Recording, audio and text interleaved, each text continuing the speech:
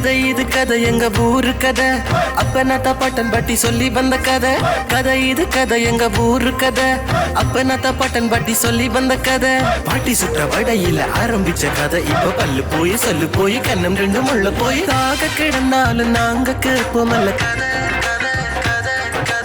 ஊர் கதை உறவு கதை நாய் கதை நரி கதை தெய்வ கதை தேச கதை பேய் கதை பெருமாள் கதை ஒட்டி உறவாடி நாங்கள் ஊட்டி வந்த கதை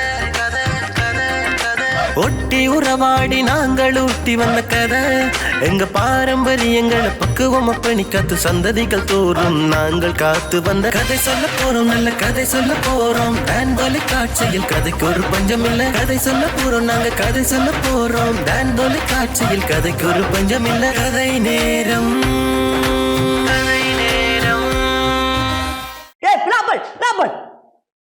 என்ன என்ன என்னடா அது இந்த காலம் உன்னை காணையில ஊரை விட்டு போறியோடா உலகத்தை விட்டு போறியோடா சாக சொல்றியாடா நீ ஒரு மனுஷன் கழிக்கிட்டு இப்பதான்டா காலத்தை விட இங்க வேர்க்குறா இந்த வெயிலுக்குள்ள இந்த இந்த இந்த காலத்துல மழை பெய்யுது இந்த காலத்துல வேர்க்குறாப்பா நீ கேட்டு கொண்டிருக்கிற இல்லையடா பேக்கு மூட்டை முடிச்சவரோட வெளுக்கிட்டு அதான் என்ன ஊரை விட்டு போறியோ உலகத்தை விட்டு போறியோன்ற ஒரு டவுட்டடா எனக்கடா இப்பதான்டா வாரேன்டா இப்ப 3 மாசத்துக்கு அப்புறம் தான் ஊருக்கு வாரேன் அதுதான்டா தெரியுதுல உன்னை காணாம இருந்ததால நானும் இப்ப கொஞ்சம் குதூகலமா இருக்கிறேன் பெரிய பெரிய இதெல்லாம் செய்யறேன் நீ வந்துட்டு எனக்கு அழிவுதான் போல இருக்கு அது சரி கூட இருந்து வாரேன் ஏன்டா வந்த நீ இவ்வளவு 3 மாசமா இல்லாம இருந்த நீ இப்ப ஊரை கெடுக்கிறதுக்கு வந்திருக்க என்ன பழுதாக்குறதுக்கு வந்திருக்க என்ன சாடிக்கிறதுக்குன்னு வந்திருக்கிற நீ ஊரை கெடுக்க வரலடா அப்ப எல்லாரையும் மாதிரி எனக்கு ஒரு நாட்டுக்கு ஒரு கடமை இருக்குது இங்க வர்ற நாட்டுக்கு கடமை செய்ய வந்திருக்கான்டா போருக்கு போறியோடா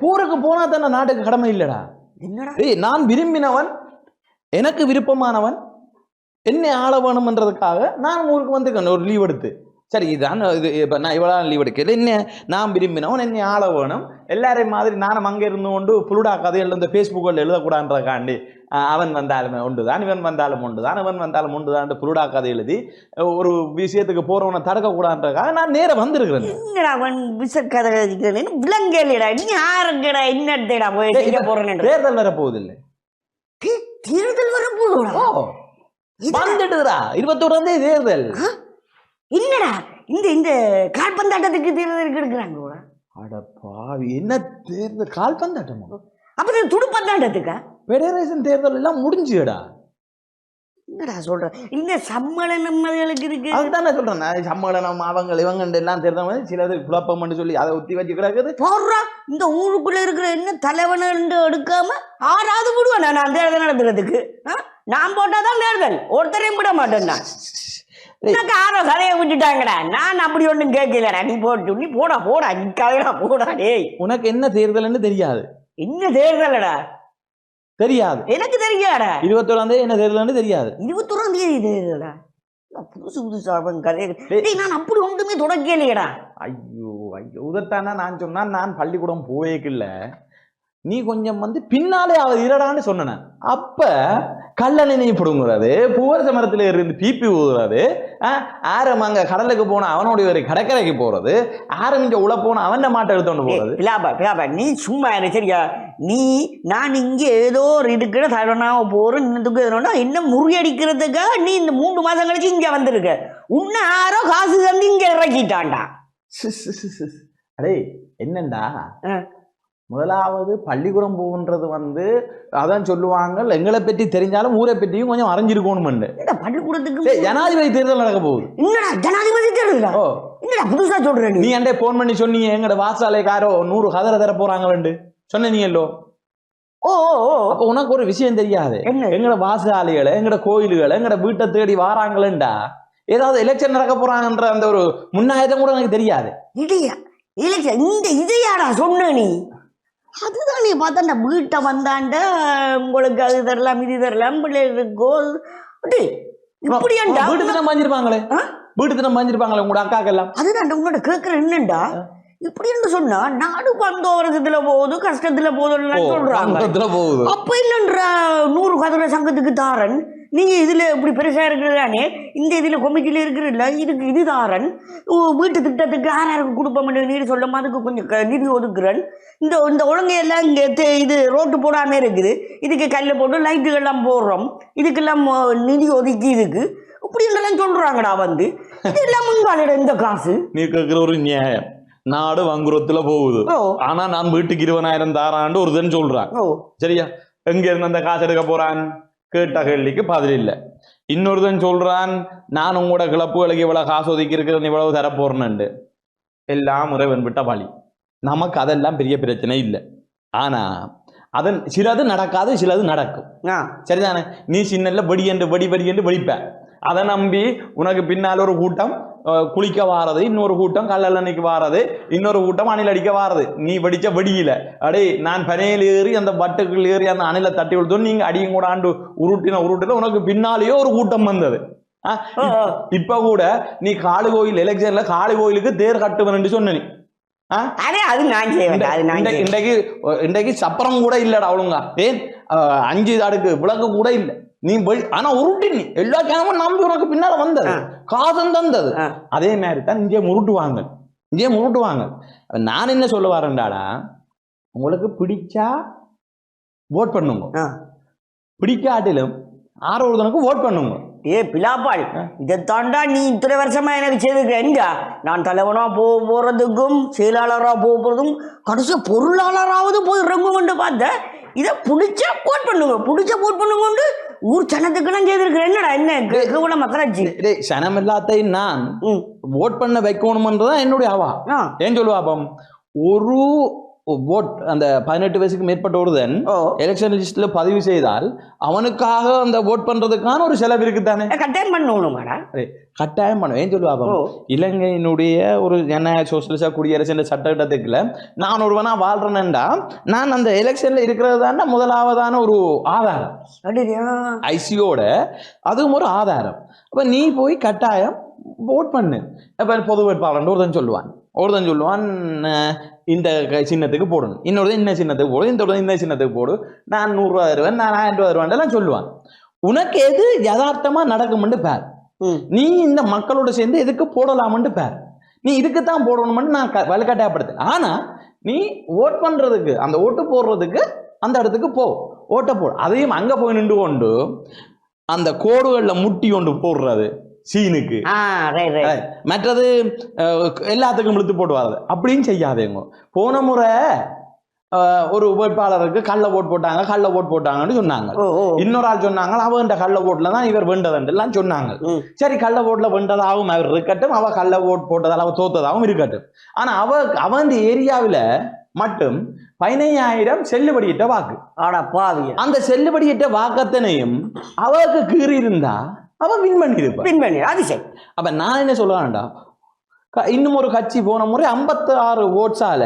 2வது போனஸ் சீட் எடுத்தது 56 ஓட் குறைஞ்சதால இன்னொரு கட்சி 2வது சீட்டுக்கான சந்தர்ப்பத்தை இழந்தாங்க 56 ஓட்டுன்றது பெரிய அவனுக்கு ஒரு பெரிய ஒரு பதவி கிடைக்குது இப்ப நான் என்ன சொன்னேன் நீங்க உங்களோட ஓட்டை செல்லுபடி ஆகுங்க எங்களுடைய ஆக்கள் இந்த படிச்ச ஆக்கள் இருக்கால் கழுத்துக்கும் மன்னத்துக்கும் கீறி ஒரு நக்கல் கேஸ் ஒன்று ஓடின ஞாபகம் இருக்கா எங்களுடைய ஆக்கள் சின்ன ஒரு ஒன்றுக்கு கீற அன்னமும் கொக்கும் வேற எதுக்கு கீறன்னு தெரியாம மாறி கீறி அந்த வேறு ஒரு சின்னத்துல கேட்டவன் நல்ல பிரபல்யம் அடைஞ்சிட்டான் இது சின்னம் தெரியாம அதே மாதிரி எல்லாம் ஓகே நோ ப்ராப்ளம் எனக்கு அந்த நீங்க மாறி அந்த சின்னத்துக்கு அங்க இருந்தெல்லாம் உங்களுக்கு பிரச்சனை ஆனா நீங்கள் கீறி இருக்கிறீர்கள் என்றதான் சந்தோஷம் ரைட் இப்ப நீங்க ஓட் பண்ண போங்க ஓட் பண்ணுங்க அந்த இலங்கை ஜனநாயக சோசியலிச குடியரசின் அன்றைய கடமையை நீங்க நிறைவு செய்யுங்கன்ற என்னுடைய ஆசை அப்ப உனக்கு ஒரு கதை ஒன்று சொல்லுவேன் இப்ப இந்த அரசியல்வாதி மாதிரி யோசிச்சுட்டு இருக்கிற விஷயமும் இதுதான்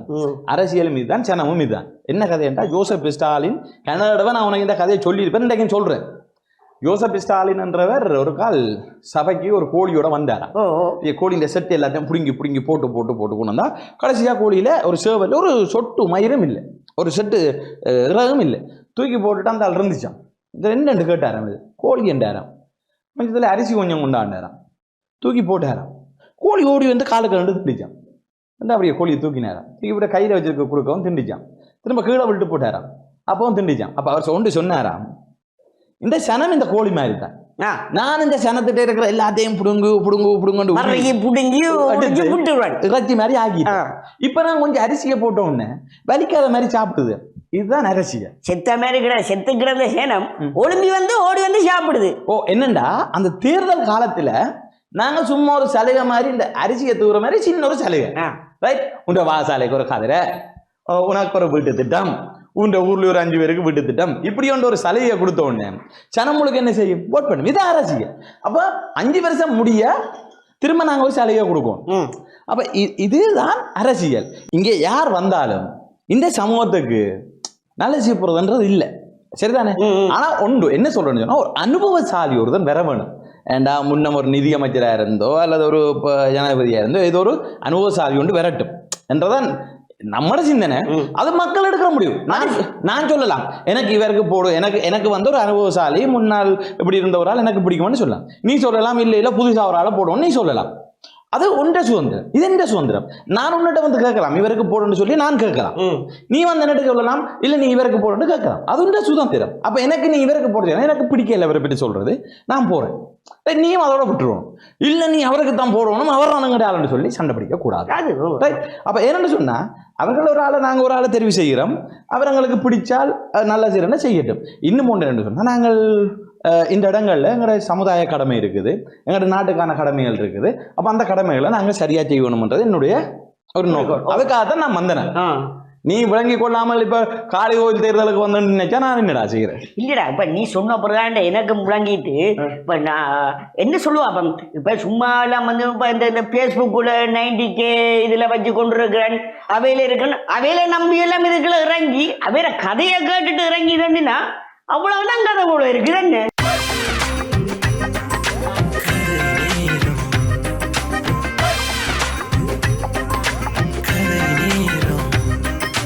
கதை இது கதை எங்க ஊரு கதை, அப்பனத்த பட்டன் பட்டி சொல்லி வந்த கதை. கதை இது கதை எங்க ஊரு கதை, அப்பனத்த பட்டன் பட்டி சொல்லி வந்த கதை.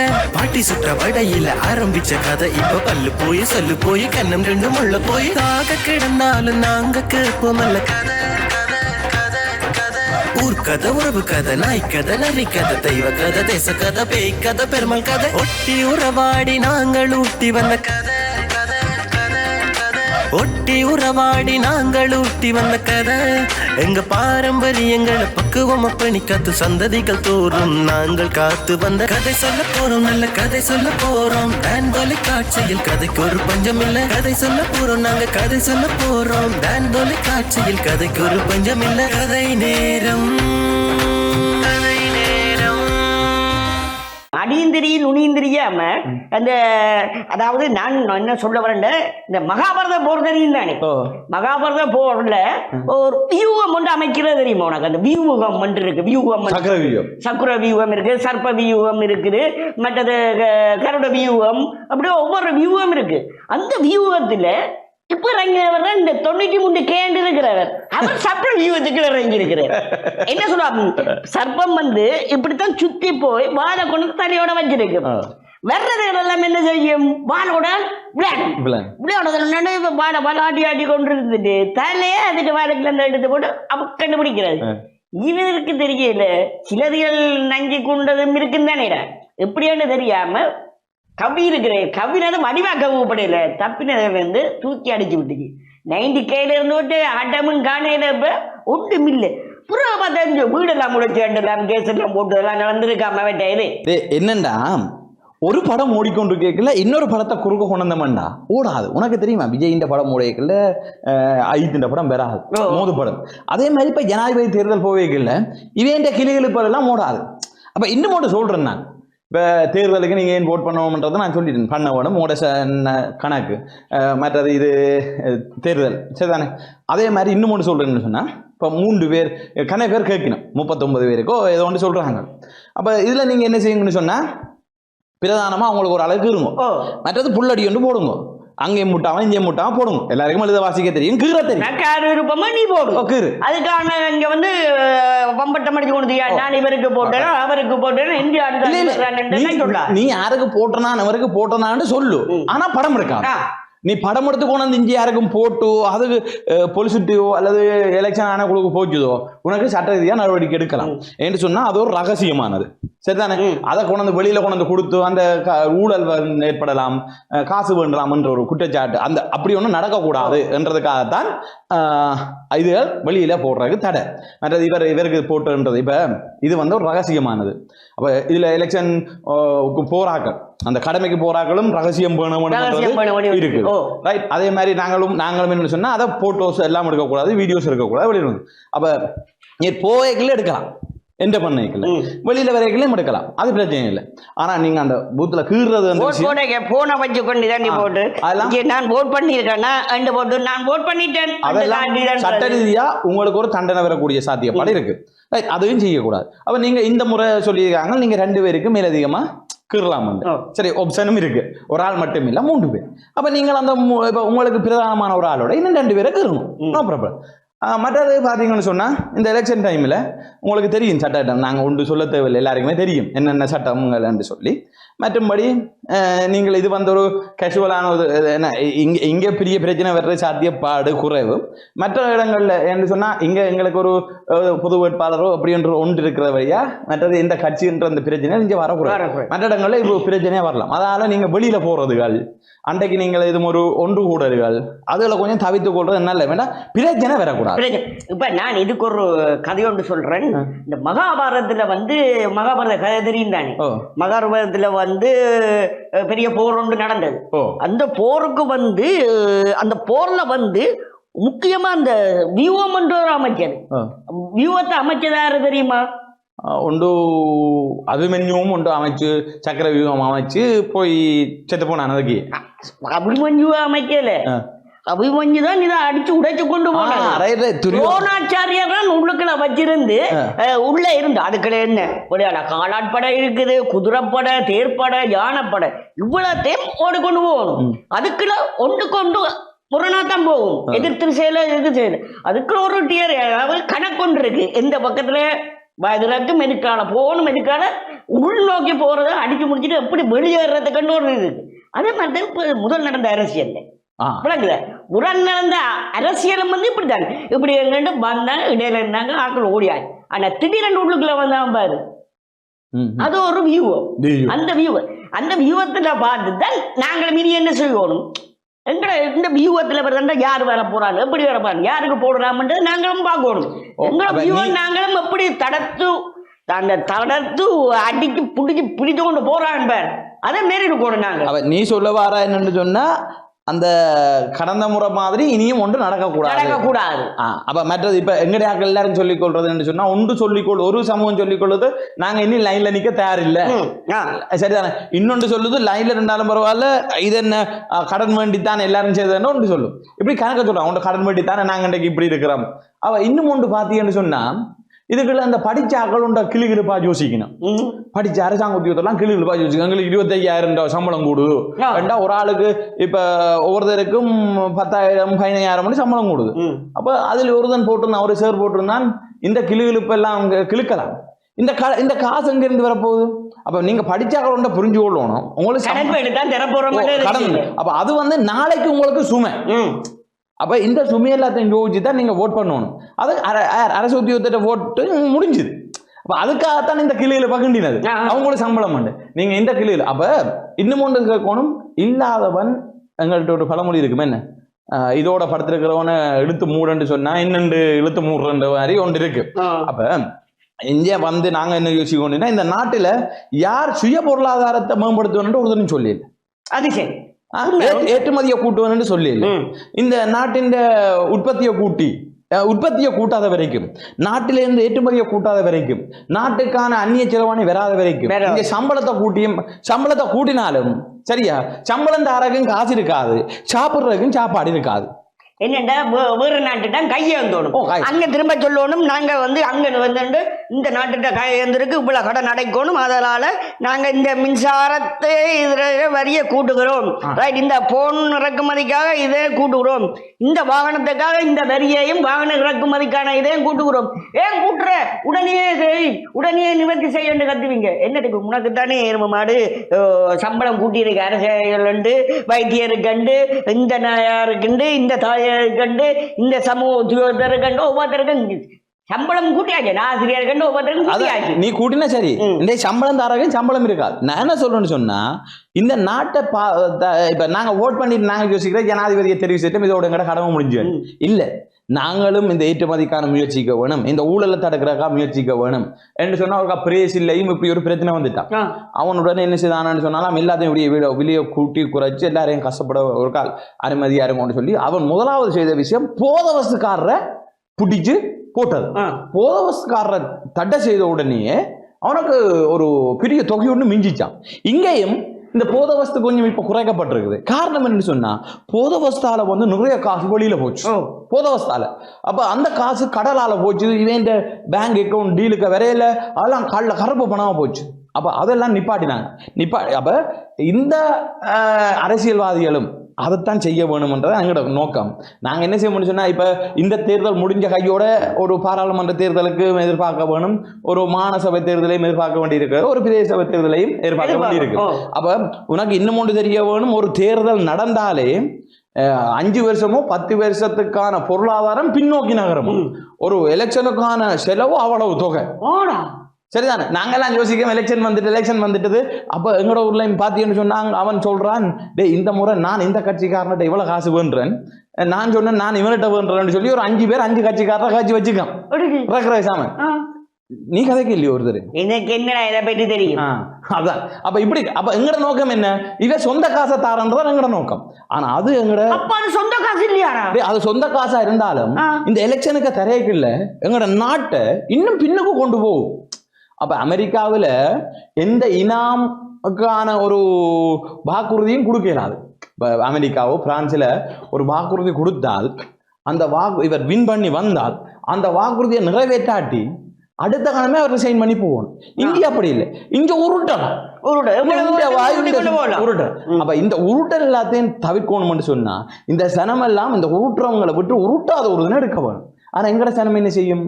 எங்கட இலங்கை சனம் படிச்சிருந்தாலும் எங்கட சனத்தின் இடதுசாரி கொள்கை ஒன்று இருக்கு. வலதுசாரி கொள்கைன்னு அவனுக்கு தெரியும், புதுசா யோசிக்கிறது. இடதுசாரி கொள்கைன்னா பாரம்பரியம். நாங்க சிங்களவர்,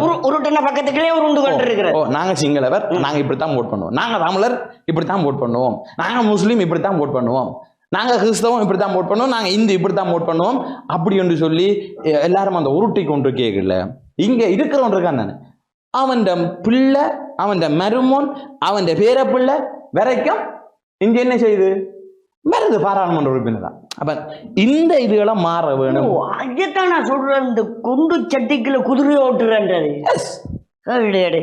குதிரை காலில் அந்த குழம்பு காலில் கட்டு அந்த குண்டு சட்டியை கட்டி போட்டு ஊடுறதாக்க முடியலடா, நீ நினைச்சு கொண்டு. மற்றது அப்ப நாங்க வெளி உலகத்துக்கு இல்லாம இந்த குண்டு சட்டிக்குள்ளே இந்த ஓடிக்கொண்டு இருக்கிறோம். உனக்கு இன்னும் ஒரு கதை சொல்லலாம்.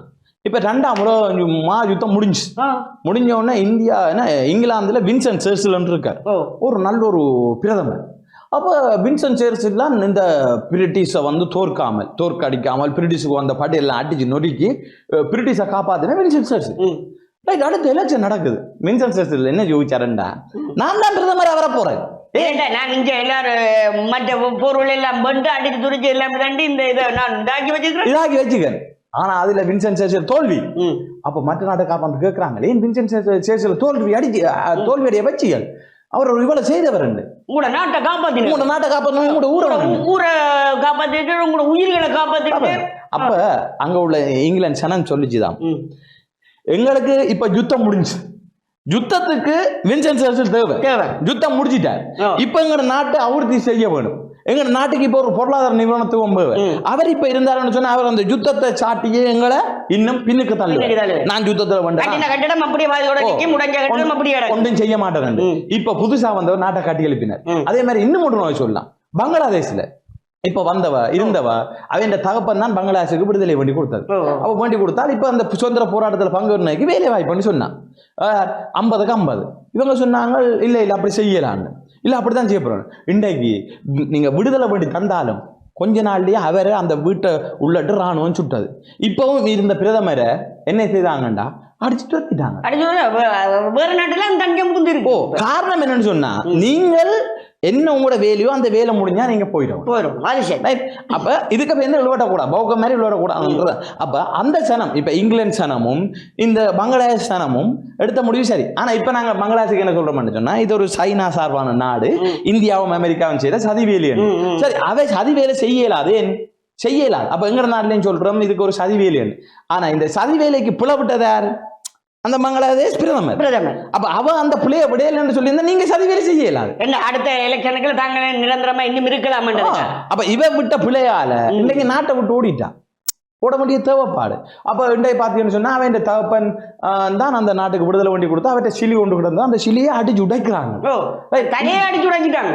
அப்ப ஏனண்டா சமூகம் அப்படி இல்லை.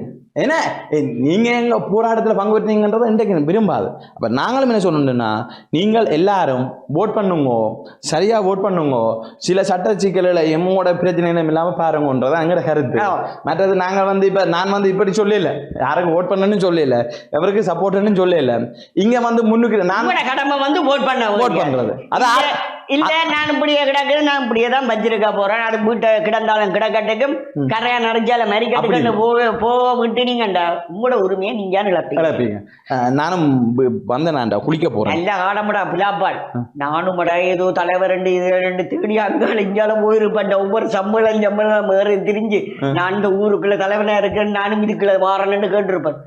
இல்லாட்டி இந்த 21ஆம் தேதி இதே மறந்துருப்பான் நான். பின்ன கிரவுண்டுக்கு வா கதைப்பா. சரியா உத்தரவு தர மாட்டேதானே? இல்ல வா பின்ன. சரி வா வா.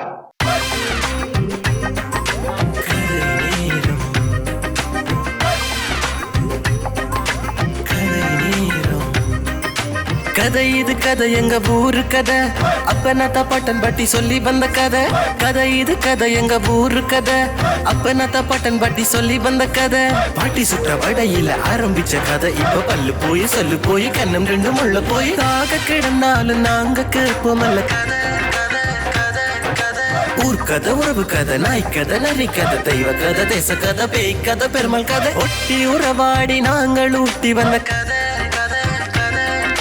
ஒட்டி உறவாடி நாங்கள் ஊட்டி வந்த கதை எங்க பாரம்பரியங்களை பக்குவம் அப்பணி காத்து சந்ததிகள் தோறும் நாங்கள் காத்து வந்த கதை. சொல்ல போறோம், நல்ல கதை சொல்ல போறோம். டான்தொலி காட்சியில் கதைக்கு ஒரு பஞ்சம் இல்ல. கதை சொல்ல போறோம், நாங்க கதை சொல்ல போறோம். டான்தொலி காட்சியில் கதைக்கு ஒரு பஞ்சம் இல்ல. கதை நேரம்